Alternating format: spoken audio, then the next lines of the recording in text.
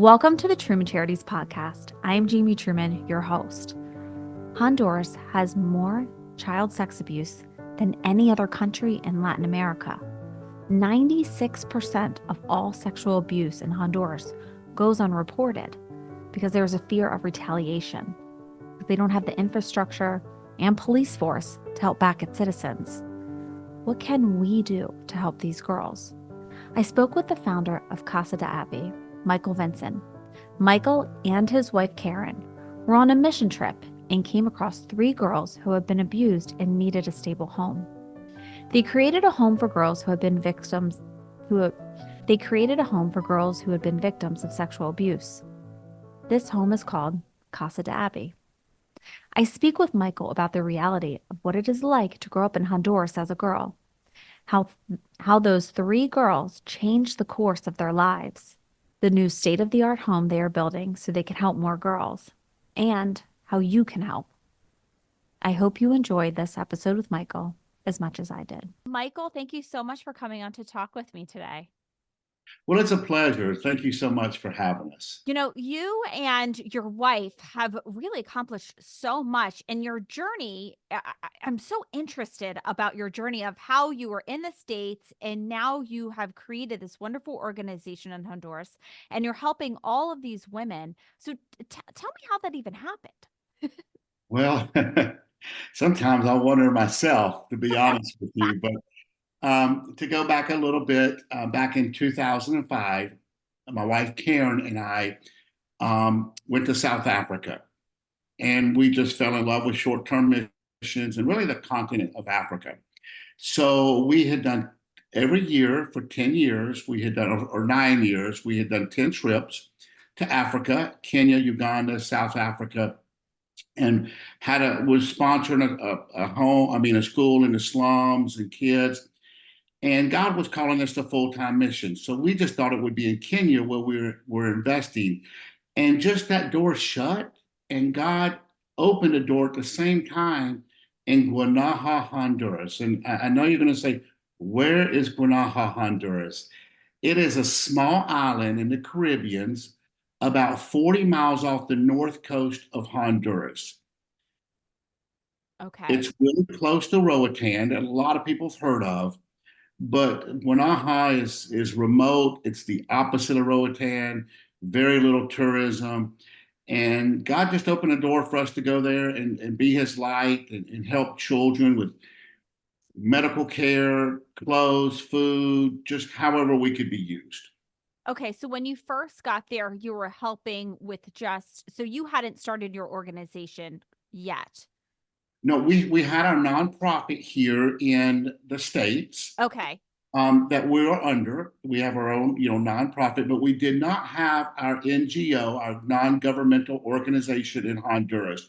We had not established Casa de Abby. That was not in the plans. I like to tell people jokingly that if I knew that God had this in store for us, we would have been a little more like Jonah, running the other way.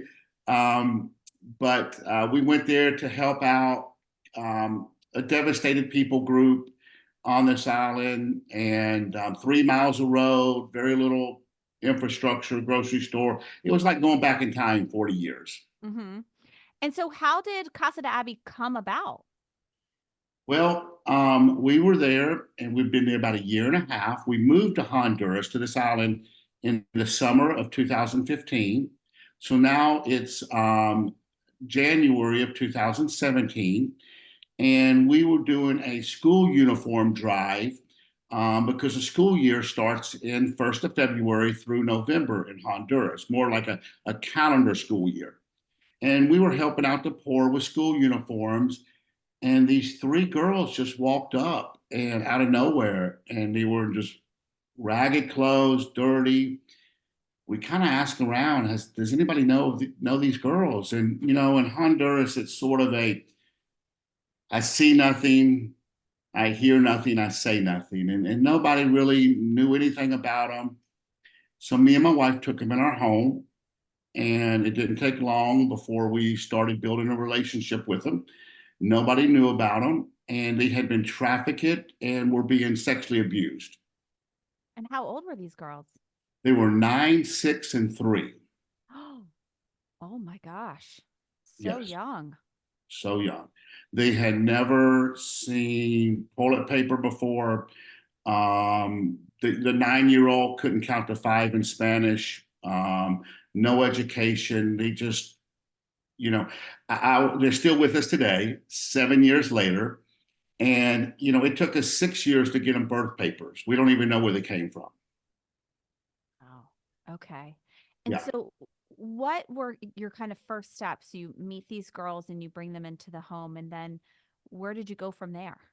Well, when we went from there, the authorities on the island did not really want to give us any, they were not cooperating with us. Matter of fact, the doors kind of shut when these girls came into our possession. And we didn't know what, to do with them. We were caring for them and we were loving on them. So talking with a lawyer and another non-governmental specialist that works in this field, we flew a psychologist that works with children in sexual abuse to the island. And she interviewed him and she said, it's really bad. We need to get you to some authorities. So we traveled to Tegucigalpa, the capital, and took these girls into the children's services. It's like DFACS here, Mm. and said, we have these three girls and, we want to hand them over to you. They've been through horrible things. And the next day, we had to go to the forensic hospital for the girls to be examined by psychologists, psychiatrists, and a physical examination. And Children's Services asked if we would keep them. And we were like, keep them, And they said, well, matter of fact, we need a home to help more girls like this. And I would like to say that we prayed about it, but we didn't. We just felt that if God's word of helping the least of these, our heart and the circumstances all line up, it must be God's will. So we started the process of developing an NGO and a non-governmental organization in Honduras and establishing corporate bank accounts that are very hard to do. And we just had favor, just everything just fell in place for us. And by August of 2018, we had not only the NGO, but we were approved by the Children's Services there, and they started placing more children with us. Wow. So, you know what? I want to talk a little bit, and you mentioned this on your website, the widespread problem of sex abuse and trafficking in Honduras. So, tell me a little bit about that. Well, Honduras has more child sexual abuse than any country in Latin America. One of the reasons is poverty, lack of education. 1 out of 5 adults earn less than $1.90 a day. You wonder why so many people are wanting to come to the States now. It's pretty devastating down there. The economy, the crime, they're just looking for a better life, you know. Um, so poverty is a lack of education, generational. This has gone on. 87% of all victims of child sexual abuse are girls, and about 95% of it happens within the family. Um, so, you just have these dysfunction of families that are broken down, living in poverty, living in pain. And then you also have the lack of governmental support. 97 or 96% of every child sexual abuse that is reported goes unprosecuted. The government really, really, really, they say they want to do something, but they don't. People know this. And then also, people fear retaliation because there's so lack of security there. If you report something, now you make yourself vulnerable. Gangs and, women do not have the same rights here. Maybe they have the same rights, but it's not practiced, Right. or Right. women, they have a saying down here called femicide, where the going rate for a murder on a woman is less than $20. Oh my. So people just do not want to report things because they know the government's not going to do anything. and now they've made themselves vulnerable. So most cases go unreported. So it just, that's the main reason. Plus, we have greed, cartels, drug trafficking, and now child sexual abuse, child trafficking is becoming an industry almost as big as drug trafficking. Where drugs are consumed one time and gone, a child can be used over and over and over. So there's actually more profit in child trafficking than there is drug trafficking now. They're finding out. Wow. Yeah, when you explain it, that makes sense, and it also makes sense of why it's not reported because you don't have the infrastructure and the police force and the government to be backing you after you talk about what's happened. So I want to talk a little bit about so you now have how many girls with you? We have 11 girls with us, Okay. and we rescued 13. Our girls are all permanent residents. They can't be reintegrated because of the crimes against them are pretty bad, and they just don't have a safe place to be reintegrated to. So these girls have been with us. Most have been with us. The three originals since 17. We did have a new girl come in just about a month and a half ago. 15 years old, beautiful young lady, and really has a lot of gratitude. So we have 11 right now. Wow. And so tell me how are you finding these girls that need help? Well, most of them come through the government. Okay. Yeah, they place them with us because of the crimes. We're kind of a safe house, so we don't mind. We don't mind taking the girls to court. You Mhm. know, taking them to a forensic hospital. Since we have small girls, we really invest in them. And I'd like to back up, if I have just a few moments, to Sure. share another problem that we have in Honduras with the sexual abuse. We have the problem of the girls being hurt, but there's also a flip side of what do you do with a girl once you find out they have been hurt? And that's very complicated. With sexual abuse, the body heals pretty quick, but the mental and emotional state takes a lifetime to overcome. Their worldview, the way they deal with their emotions and their negative thoughts and stuff can sometimes be very difficult for them, and they get very frustrated. We do provide. We have an on-staff psychologist. We always have. We do Christian counseling, and some of our girls see a psychiatrist and need medicine. But even in that, there's very, very little resources here to help these girls or boys, to help children or adults to overcome. Mhm. There's very little programs within the government and within society to specialize in helping them overcome the trauma, the post-traumatic stress disorder, and these other things they struggle with, just life.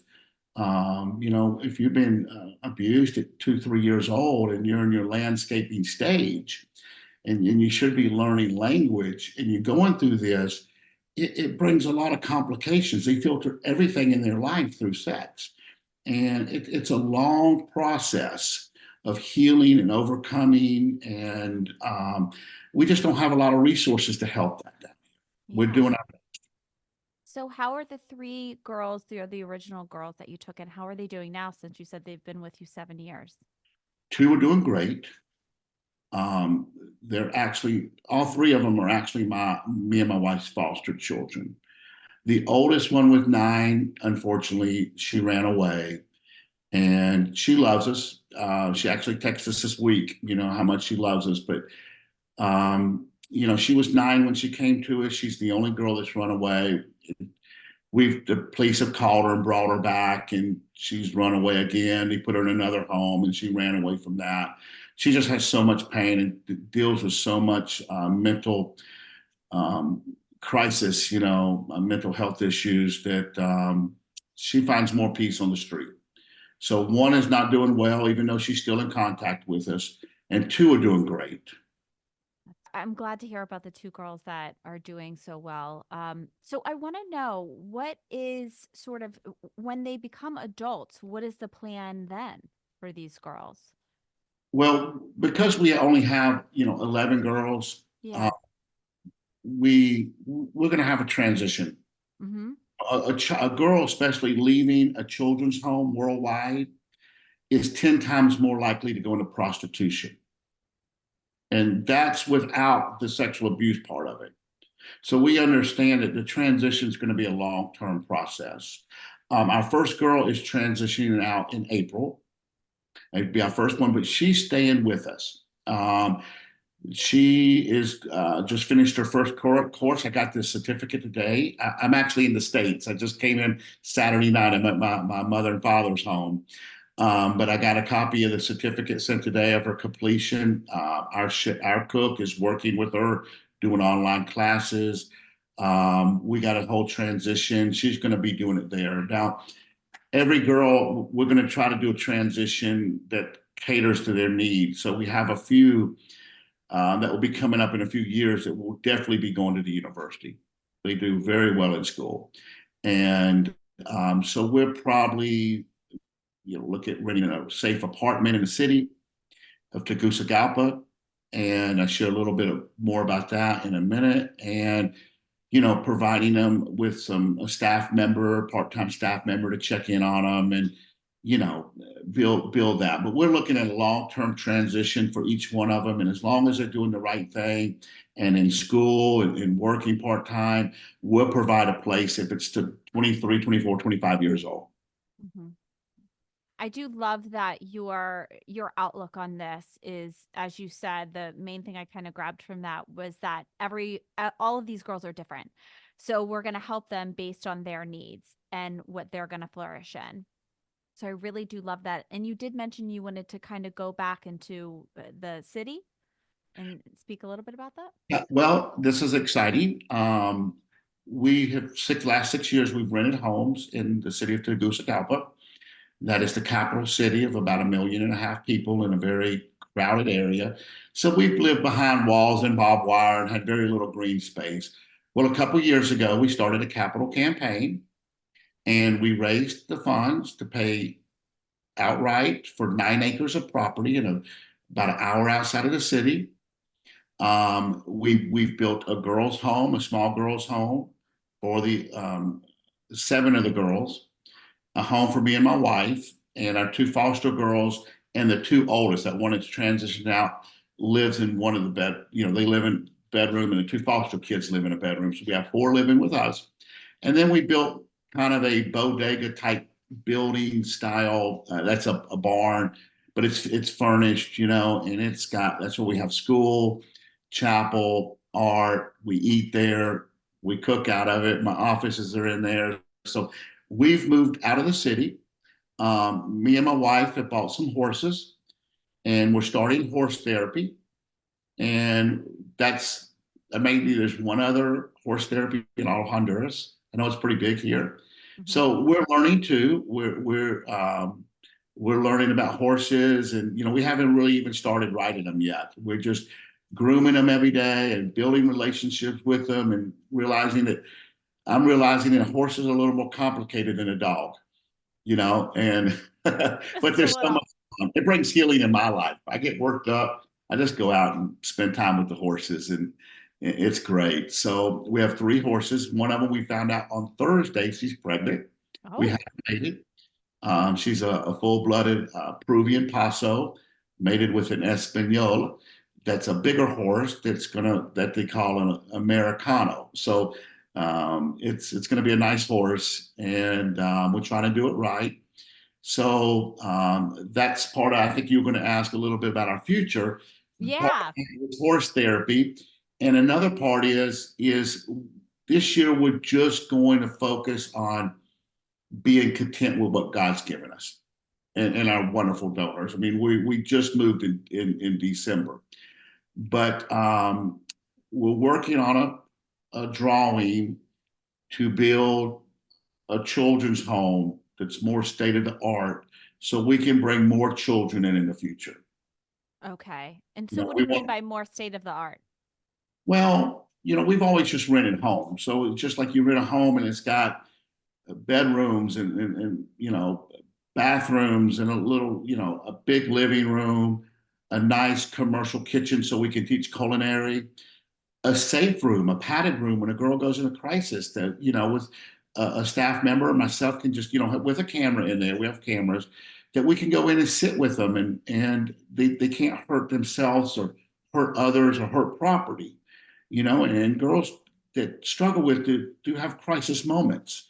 And boy, I wish we've had one in the past, because if you could, not have to touch them, they're going to calm down quicker. But when they're in a total crisis, sometimes we have to, gently as we can, keep them keep them in control. So what I mean by state of the art is to be able to really, not technology wise, but be able to meet our needs if a girl's in a crisis or we want to do commercial kitchen cooking, or we want to all watch TV in one room together. That's been a challenge for us, and this is going to have a brick wall, playground in this home inside that, so it's kind of like a fence inside of a fence, and just for more security. We so that's kind of what we're looking at. Yeah, that makes a lot of sense when you explain it. But also, yes, the commercial kitchen. I didn't think about that. That will be a huge one for you. Yeah. That'll be great. And I want to know, how are first off, how can people help your organization? And then also, how are those donations allocated within your organization? Okay. The best way to help is, share about our ministry. Mhm. If you're watching this and you feel led, usually a personal friend can be the best salesperson, and because, so share about our ministry, pray for our ministry, and of course, give to our ministry are the best ways. Us being in Honduras, we don't really have anything set up here um, to really help outside of those ways at this time. Um, as far as how things are allocated,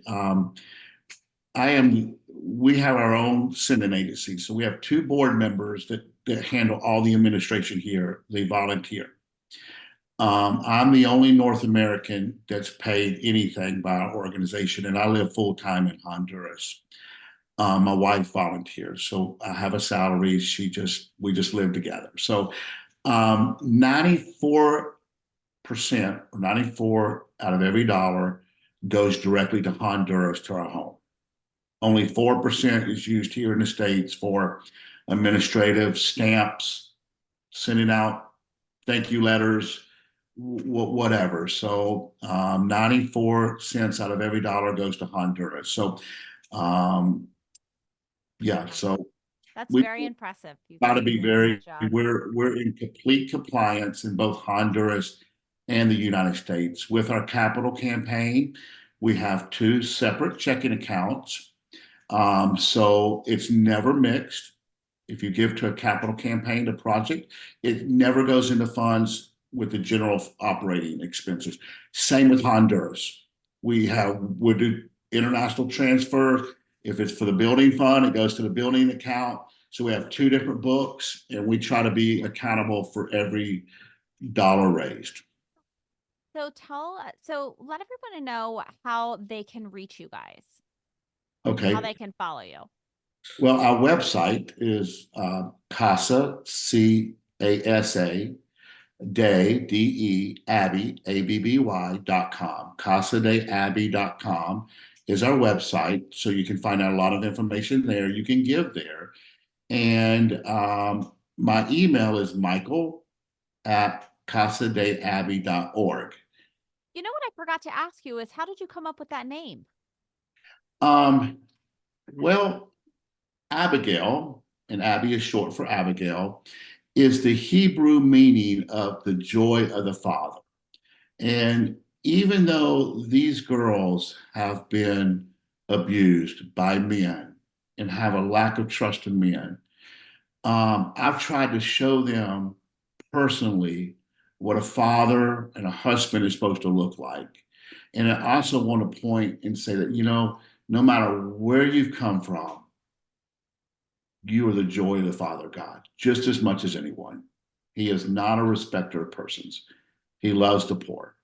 So we just really want to just share the love of the Father and lavish it on them. So that's how we came up with it. Oh, that's beautiful. I love that. Michael, before I let you go, is there anything that we haven't talked about that you think, people should know? Well, you know, I really just believe if it's with our ministry or somewhere in the States, I just want to encourage people to defend the poor, the outcast, the broken. Be an advocate at some level for this epidemic of child sexual abuse that's happening worldwide. And I don't understand how and why. It seems like it would be on front and center, but it's not. So on just a level, I've dealt with children firsthand. Me and my wife live with them that struggle with this, and we had no idea the depth of the pain and hurt and brokenness in these children. We just thought we could love them and provide for them and care for them and do fun things together, teach them to swim and hike and ride bicycles, and it'd be okay. Well, as much as they want it to be okay, it's more than that. They're broken. It takes years of patience and grace. So, I would just say if some level at somewhere, if people can get involved and, pray for this epidemic, pray for the end of it, and for rescues I'm not trying to put, we could use help, but if there's something closer to your area that you have a heart for, I just like to share that, to get involved, at some level. As far as us, we're just really blessed. Me and my wife are still just, it's all happened so fast. And, God just had a purpose for us that we didn't know about. And we just feel blessed and honored and wouldn't trade it for anything. And, girls call me dad and my wife, mom. And, we just feel very blessed that God would see us to be stewards of children's lives. Yeah. And yeah. Yeah, I have to say, you and Karen, you are doing God's work. I mean, we are so blessed to have people like you that are helping these girls. So we want to thank you so much for everything that you do. And for, you're listening, don't worry, all of the information that you need, the website, how to contact Michael and his organization is in the show notes for you. So, Michael, I want to thank you again so much for coming on here and telling me about your work. It is absolutely amazing what you and your wife have taken on. It's your life's work and mission to help these girls, and we need more people like you and Karen. We really do. So, I want to thank you again for coming on. Okay. And I want to thank everyone for listening to another episode of the Truman Charities podcast. Until next time. If you liked this episode, please make sure to rate and review our podcast. That is how more people learn about the Truman Charities podcast and our organization. And to make sure you don't miss any of our future episodes, subscribe.